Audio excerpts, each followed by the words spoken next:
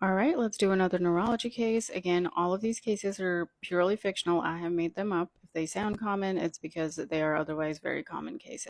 Let's say we have this young lady who's 23 doing a master's program with sudden onset altered mental status, which means she was very confused and then she collapses. By the time she comes to the emergency room or is brought to the emergency room, she has to be intubated because she's having seizures back to back. She's loaded on anti-seizure medications. They've had to intubate her. She's now in the ICU.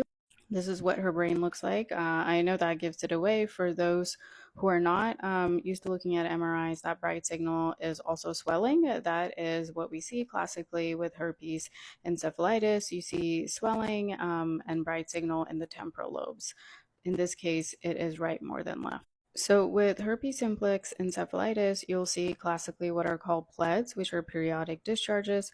One caveat is this EEG shows left temporal lobe PLEDs, whereas the MRI showed right swelling more.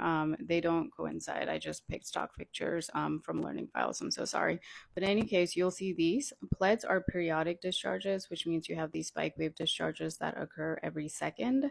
And that's what makes them periodic. We call them periodic lateralized epileptiform discharges. All right, so the treatment here is with antivirals. Usually ID comes on board. You have to get CSF fluid sampling to make sure you're treating the right thing. Usually these patients go on continuous EEG to make sure we're not missing subclinical seizures or silent seizures.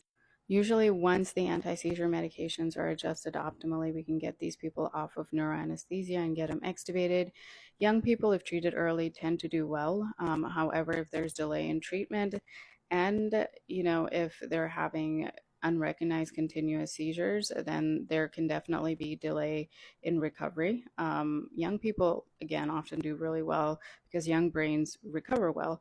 However, if someone is this sick and HSV encephalitis is nothing to sneeze at, I would suggest they are in a place where you have EEG capabilities, you have an epileptologist, you have a neurology team, and you have ID specialists. Because otherwise, if this isn't treated quickly, it can become very bad very quickly. Hope that was helpful. Let me know if there's any questions in the comments. Thanks.